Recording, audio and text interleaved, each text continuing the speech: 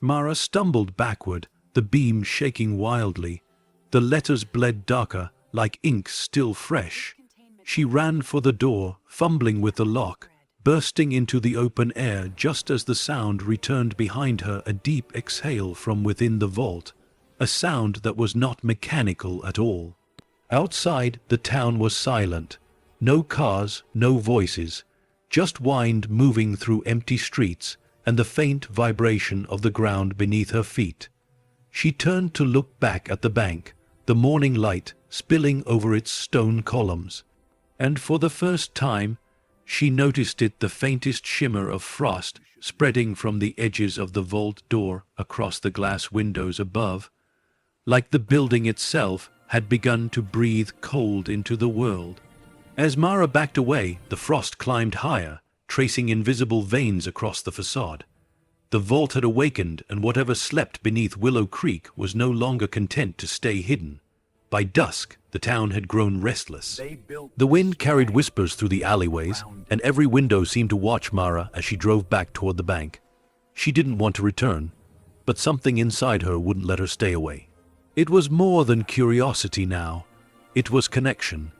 The key in her coat pocket felt heavy, almost warm, like it was alive.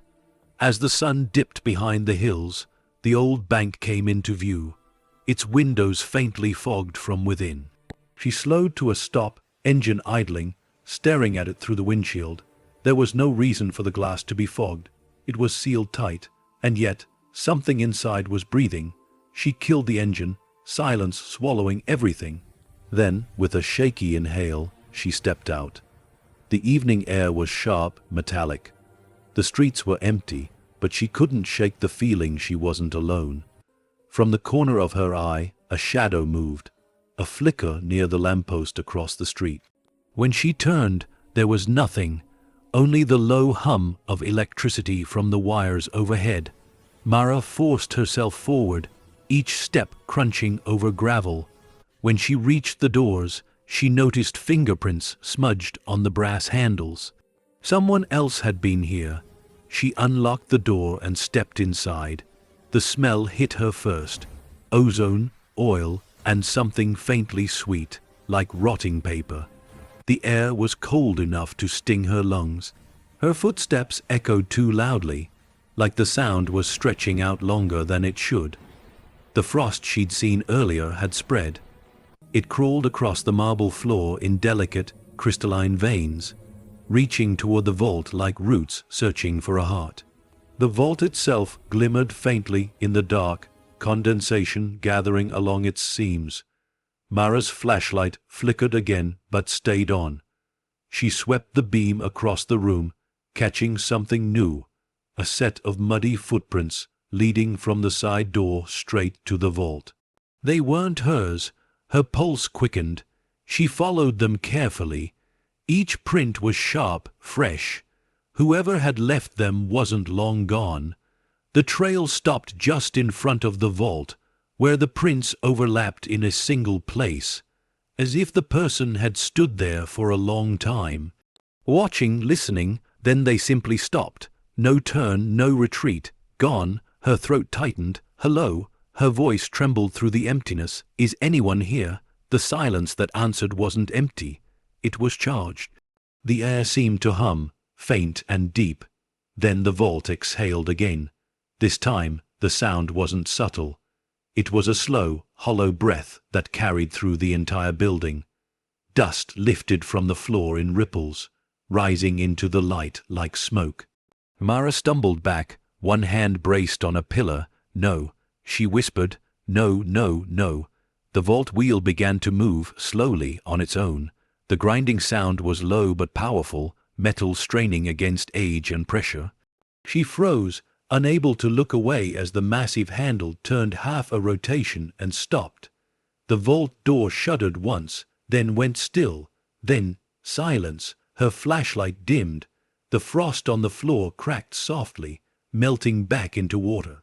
For a few heartbeats, there was nothing but her breathing and the faint tick of the clock on the far wall.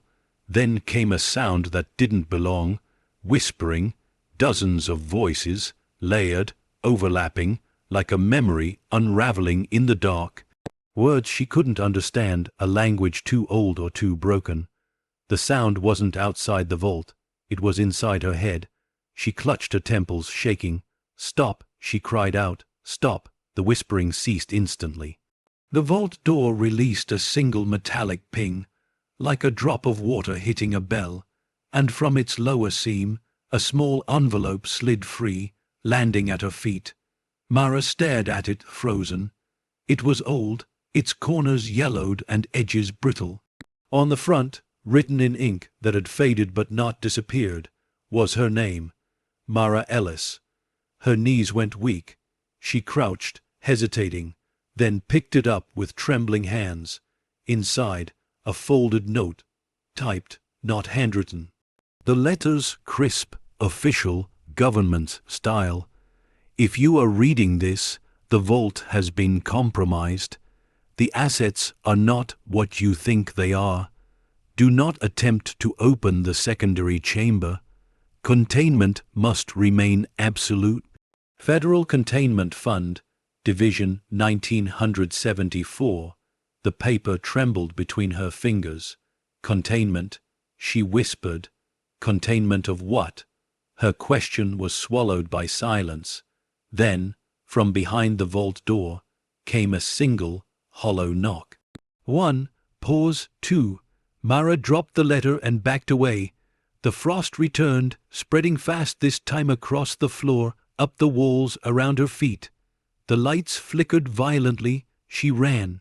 The heavy doors slammed shut behind her as she burst into the street, gasping, her hands still clutching the envelope like it was alive. When she looked back, the bank's windows were no longer fogged. They were perfectly clear, and behind the glass, for the briefest instant, she saw a figure standing in the marble halt, all still and smiling. That night Mara didn't sleep, because for the first time she understood the vault wasn't just a room. It was a heartbeat, and something inside it had started to wake. Night had settled over Willow Creek like a blanket of ash. The streetlights flickered in uneven intervals, painting the wet pavement in brief flashes of gold before plunging everything back into darkness. Inside her car, Mara sat motionless, staring through the windshield at the bank. The building loomed like a giant shadow, its windows black, its presence heavier than stone. The envelope from the vault still rested on the passenger seat, edges damp from her trembling hands. She should have gone home.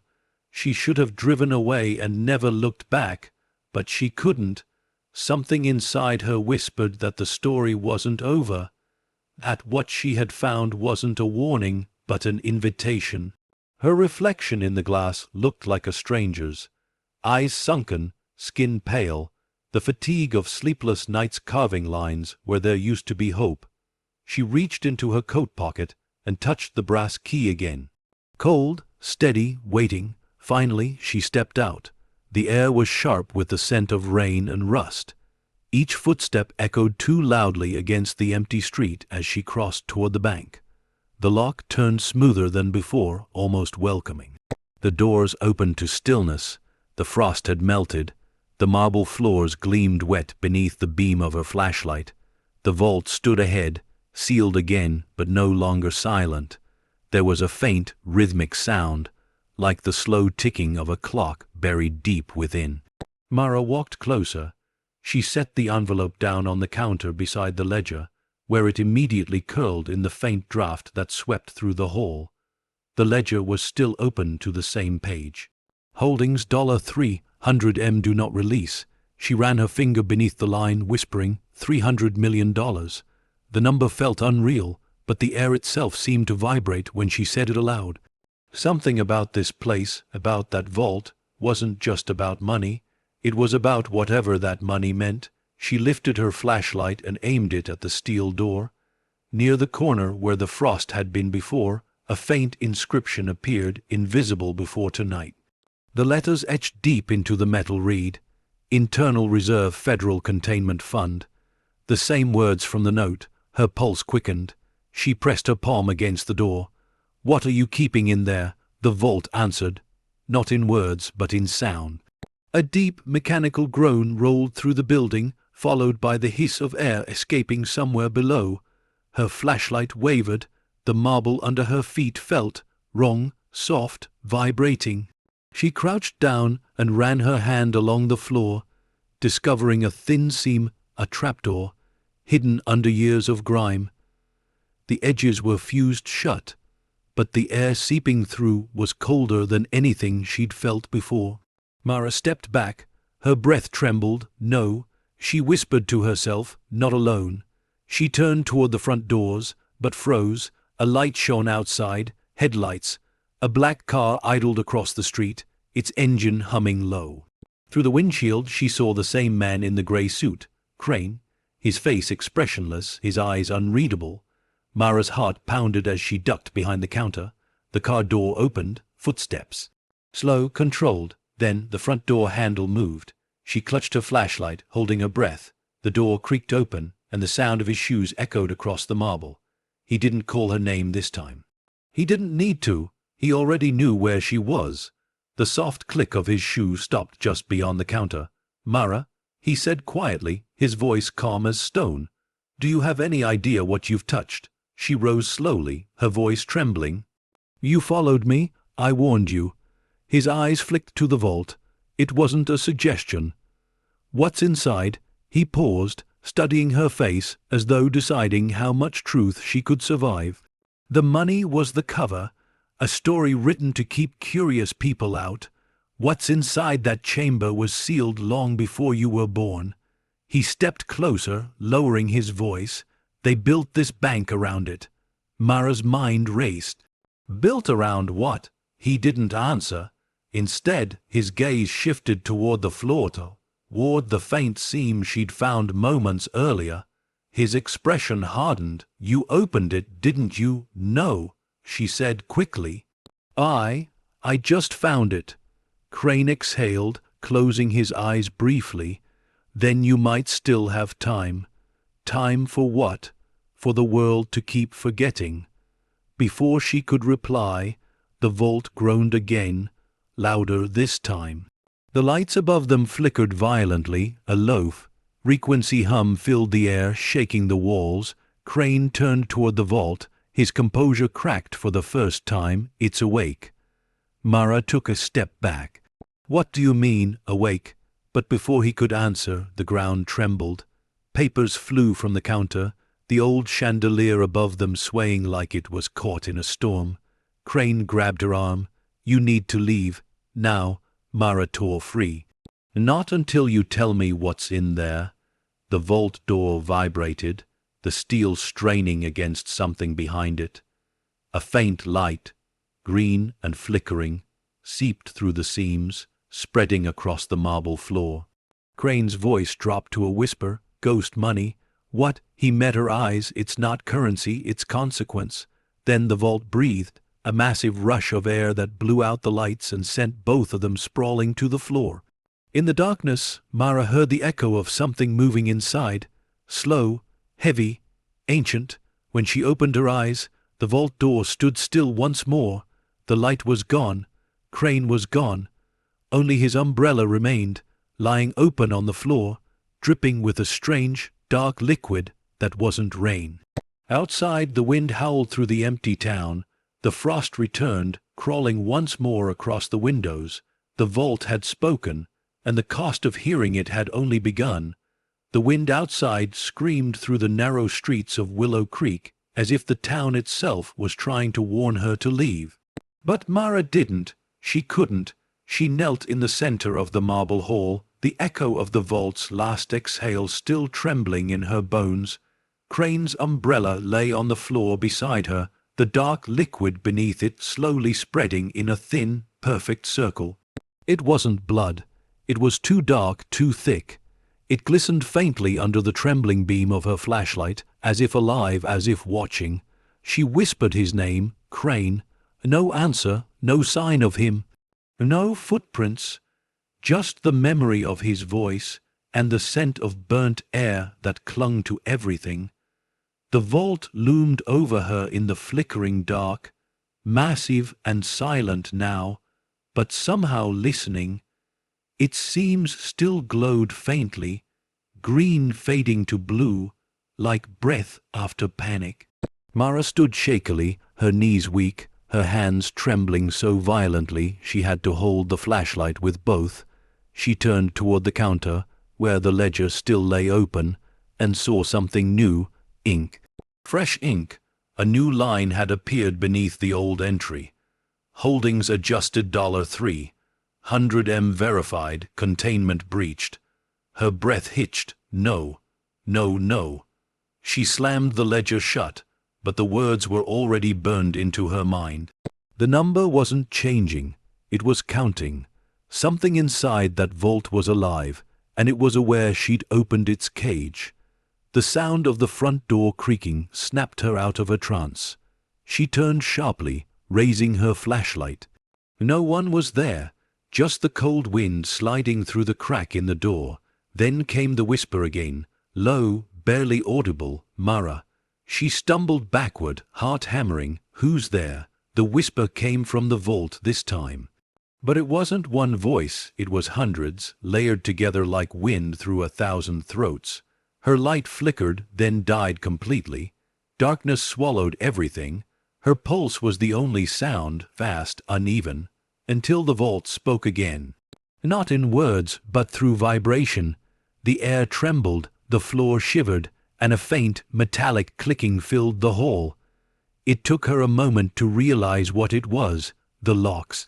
Inside the vault, tumblers were shifting, moving in a sequence, slow and deliberate, as if something from within was learning how to open itself.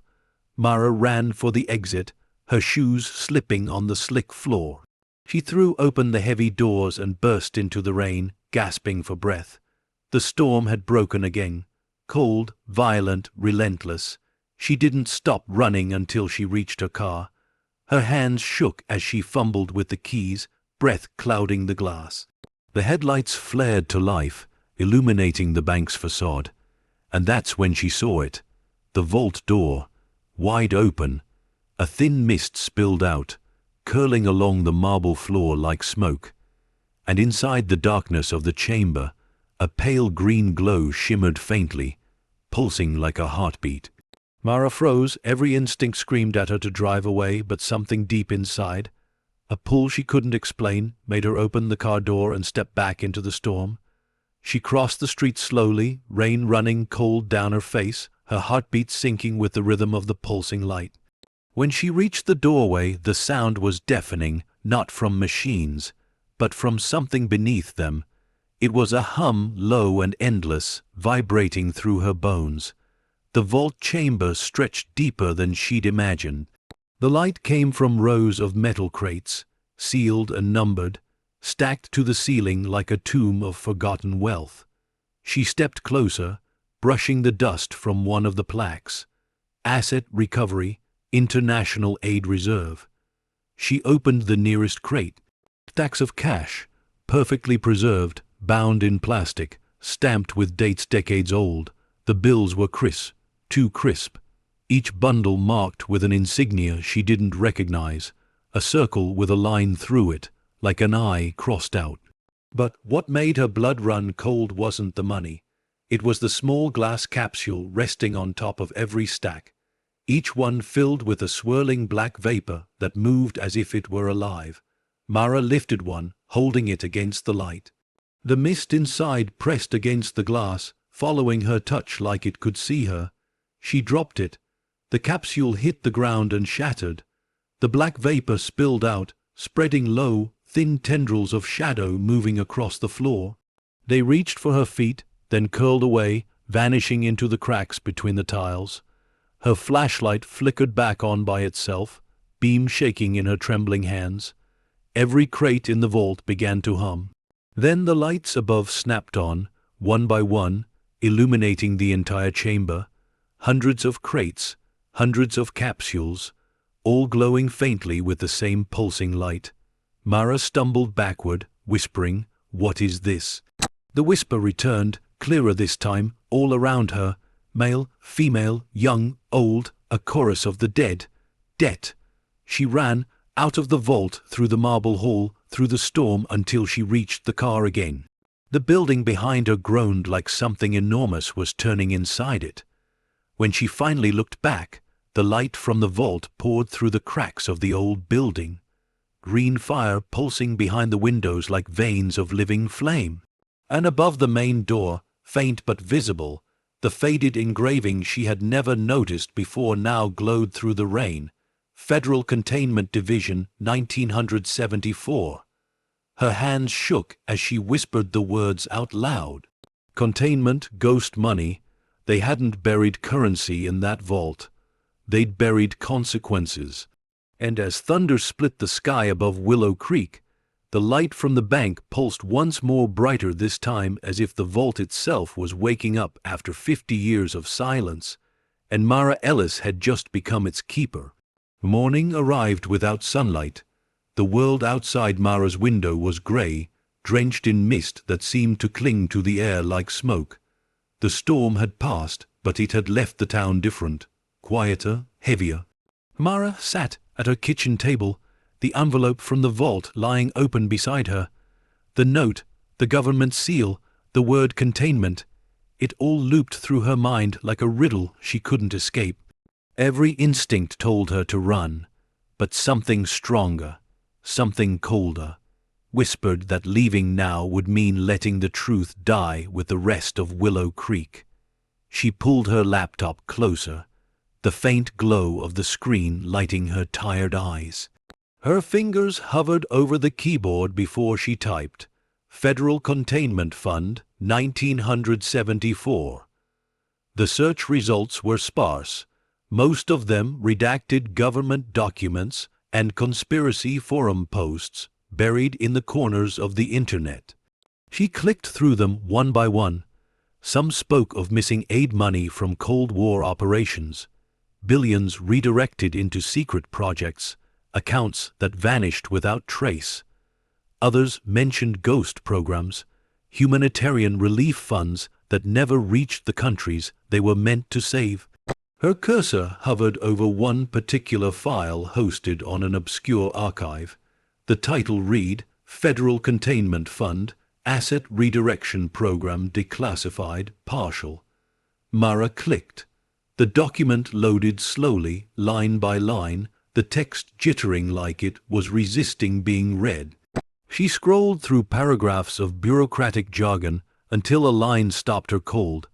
Project initiated to manage excess capital obtained from emergency post, war transfers, excess to be relocated for safekeeping within isolated holding structures across the continental U.S. Primary site, Willow Creek Trust and Savings, Idaho. Status, sealed, December 1974. Her heart thudded in her chest. Willow Creek. The bank wasn't a coincidence. It had been chosen, built to hide this excess capital. $300 million, not just hidden money, but laundered history. She leaned back, the truth heavy and cold in her chest. If this was true, then what she found in that vault wasn't wealth. It was evidence. Evidence someone had killed to protect. Her phone buzzed, a notification, an email. The sender's address was unfamiliar, the subject line simple, Stop digging. Her stomach dropped. She opened it.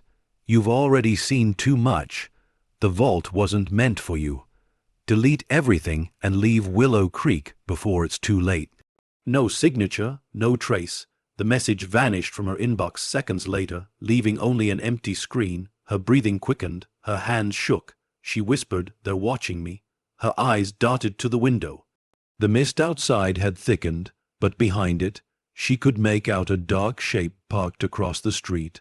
A car, engine idling, lights off. Mara stood slowly, heart hammering. Another notification popped up on her laptop. Location access enabled. She hadn't turned that on. Her hand slammed the lid shut. For the first time, fear outweighed curiosity. She backed away from the table, grabbing her coat and the ledger she'd taken from the bank. She needed help. Someone who could verify what she'd found. The local newspaper office was only a few miles away, run by an older man named Henry, who'd known her father before the factory layoffs. If anyone could dig without being traced, it was him. She threw her things into a bag and stepped outside. The cold mist bit at her skin. The black car was still there, exhaust curling from its tailpipe. She started the engine and drove, eyes flicking to the rear-view mirror every few seconds. The car didn't follow at first, but as she turned onto the main road, its headlights blinked to life. Her pulse spiked. She pressed harder on the gas. The fog thickened, swallowing the road, the trees, everything. Her wipers squealed across the glass. Then, through the haze, she saw it. Flashing lights ahead, the glow of a police checkpoint. Relief flooded her chest as she slowed down, but the moment she rolled to a stop, something felt off. No officers, no cars, just cones and a single unmarked SUV idling with its lights still flashing. Her hand hovered over the gear shift. The door of the SUV opened. A man stepped out, all calm, wearing a grey suit. Crane, alive. Mara's heart stuttered. He looked at her through the fog, his expression unreadable. His voice was steady when he spoke. "You've gone too far." She shook her head, disbelief cutting through fear. "You were gone. I saw. You saw what it wanted you to see." He walked closer, rain pooling around his shoes. "The vault doesn't just store money, Mara. It stores history, and some histories were never meant to be remembered." Her hands tightened on the steering wheel. "Then tell me what's in there." He leaned closer, his voice dropping to a whisper through the open window. "Debt, Mara, not the kind you pay with dollars. The kind you pay with time." Before she could respond, a sharp sound cracked through the fog like glass shattering. A bullet tore through her rear window. Crane spun around. "Go," he shouted. Mara hit the accelerator. The tires screamed against wet asphalt as the car shot forward into the mist. In the rear-view mirror, figures moved through the fog-black silhouettes, closing in. Another shot rang out. Mara swerved hard, headlights cutting through nothing but grey. Her vision blurred. Then, the road dropped away. Her car slammed through a guardrail and plunged down a shallow embankment, metal shrieking as it rolled to a stop at the base of a hill. Steam hissed from the hood. Her body ached, ears ringing, but she was alive. She looked up through the shattered windshield, and through the fog above, silhouetted against the faint glow of the moon, stood three figures. Watching, silent, motionless, she grabbed the ledger, the envelope, and crawled out through the broken door. Her breath fogged the air as she whispered to herself, "They won't bury this again." As she limped into the darkness, clutching the evidence to her chest, the sound of distant engines faded into the night. The storm had ended, but the hunt had just begun. The forest was alive with silence. Not the kind that comforted, the kind that waited. Each step Mara took through the wet underbrush felt too loud, her boots squelching against the earth as mist curled around her like breath from an unseen throat. The crash site was already fading behind her, swallowed by fog and distance. She didn't dare look back. Every nerve screamed for her to keep moving. Somewhere behind her, the hum of an engine echoed faintly, then cut off. Whoever had been following her was close. Maybe Crane's people, maybe not. The uncertainty made it worse. The narrow trail wound downward toward the river, where she knew the road eventually curved into town.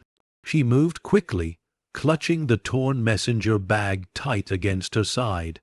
Inside were the only things she couldn't lose: the ledger, the vault's letter, and her phone, its screen cracked, but still glowing faintly in the dark. She reached the riverbank just as the first hints of dawn began to break through the fog. The pale light turned the water to silver.